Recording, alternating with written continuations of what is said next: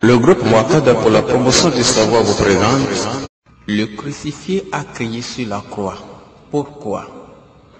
J'ai plusieurs fois posé la question aux divers pasteurs, à savoir pourquoi le crucifié a crié sur la croix. Je n'ai trouvé personne pour m'aider à étancher ma soif. Il paraît que les chrétiens eux-mêmes n'ont pas réfléchi à la question.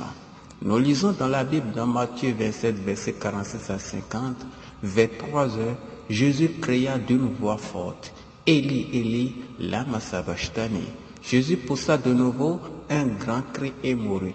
Marc 15, verset 34 à 37 dit, « Et à 3 heures, Jésus cria d'une voix forte, « Éloi, Éloi, lama sabachthani » Mais Jésus poussa de nouveau un grand cri et mourut.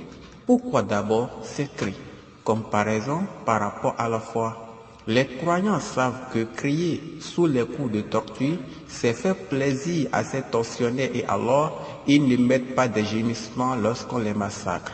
Exemple, Khubayb ibn Adi était un compagnon du prophète Mohammed sallallahu alayhi wa sallam, capturé par les mécréants qui ont jugé de le tuer. Il se mit à le découper en morceaux. Saïd ibn Amr, qui avait assisté à l'horrible massacre, n'avait entendu Khubayb émettre un seul cri de douleur. Il l'a témoigné plus tard lorsqu'il adhéra à l'islam.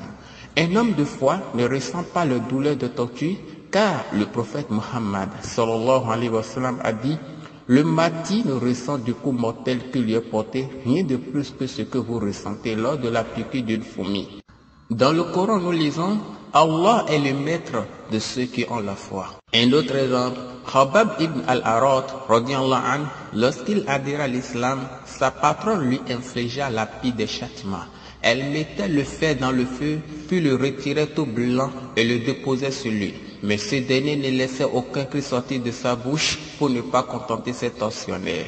Un troisième exemple, sans aucune anesthésie, on scia un pied à Urwa ibn Azubayr rahimahullah, mais ce dernier ne mit aucun cri de douleur.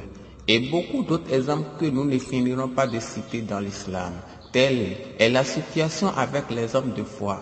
Pourquoi le crucifié, quant à lui, a crié très fort sur la croix? Quelles sont les sagesses que contiennent ces cris affreux? Comparaison par rapport à la sagesse ou la science. Les hommes de sagesse ou de science savent que crier sous les coups des tortues, c'est contenter ses tortionnaires. Je vous raconte l'histoire d'un philosophe. Il s'appelait Épictète, un philosophe né dans les années 50 de notre ère. Il était un esclave affranchi de Néron nommé Épaphrodite. Ce dernier voulut lui faire du mal un jour, enferma son pied dans un brodequin d'acier et lui tordait la jambe afin de le faire crier de douleur. Mais Épictète, au lieu de crier de douleur, dit paisiblement à son maître, « Tu vas me casser la jambe ». Mais le maître, qui n'était pas content de sa réponse, poussa lui sa observation jusqu'à lui casser la jambe. Au lieu d'hurler de vives douleurs, Épictète lui dit tout simplement, « Je te l'avais dit, la voilà cassée ». Il resta boiteux le reste de sa vie. À côté de cet homme athée qui a supporté la vive douleur, le crucifié avait crié fort, crié une première fois et une deuxième fois avant de mourir. Entre Épictète et le crucifié des chrétiens, qui était le plus courageux? À travers cet exemple, les historiens voient en Épictète une âme meilleure que Jésus-Christ à cause du fait que la Bible relate que Jésus avait crié de douleur. Par son détachement de la sensibilité corporelle, les philosophes athées traitent Épictète d'un maître plus intéressant que Jésus. Cette histoire des cris sur la croix attribuée à Jésus sont d'une nature hautement humiliante. Réfléchissez vous-même à la question pourquoi le crucifié a crié sur la croix.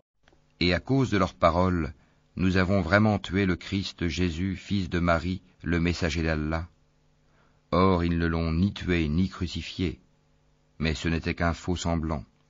Et ceux qui ont discuté sur son sujet sont vraiment dans l'incertitude. Ils n'en ont aucune connaissance certaine.